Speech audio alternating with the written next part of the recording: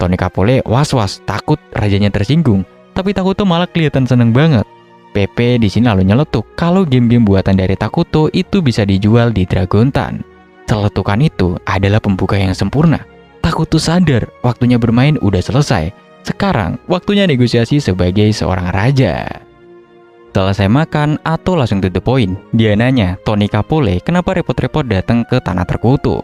Tony Capole jelas gugup, tapi dia jujur bilang kalau Dragontan lagi diserang barbar terus-terusan. Takuto nanya apa militer mereka lemah.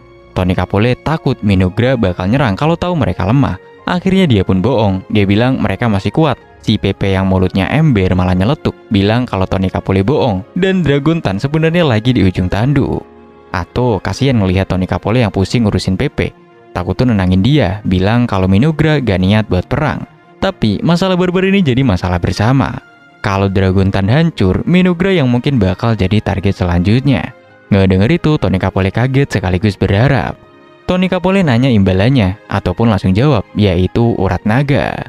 Tony Capole di sini udah takut banget kalau ini yang diminta.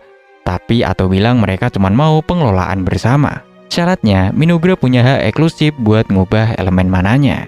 Keputusan akhir anehnya ada di tangan Pepe sebagai penguasa masa depan. Pepe yang udah kadung seneng bilang kalau dia mau temenan sama Minogra dan aliansi pun di sini resmi terbentuk. Gak lama kemudian Ato langsung ngadain rapat strategi. Kesepakatannya Minogra bakal kirim suplai makanan dan lain-lainnya, sementara Dragontan bakal kirim logam. Moltar seneng banget, akhirnya Takuto gak perlu boros mana buat nyiptain suplai. Mereka sadar kalau Pepe seandainya gak nyeletuk kayak tadi, negosiasi ini mungkin gak bakal berhasil. Takuto di sini pun sampai mikir, si Pepe ini beneran bodoh atau jenius terselubung. Ato di sini lalu bilang kalau mereka harus paham budaya sekutu baru mereka. Mereka sadar kalau mereka belum tahu apa-apa soal Dragontan. Takuto awalnya mau nunda, fokus ke barbar dulu. Tapi Moltar bilang kalau kunjungan itu penting. Maria dan Kria lalu tiba-tiba ngangkat tangan. Mereka usul buat kunjungan persahabatan aja, biar gak terlalu formal. Idenya bagus, tapi siapa yang mau pergi?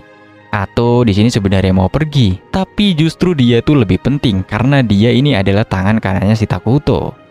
Di sini Maria dan Kria maksa, bilang ini pilihan mereka. Takuto yang lulu ngelihat kesungguhan mereka, akhirnya dia setuju. Ato pun langsung cemberut.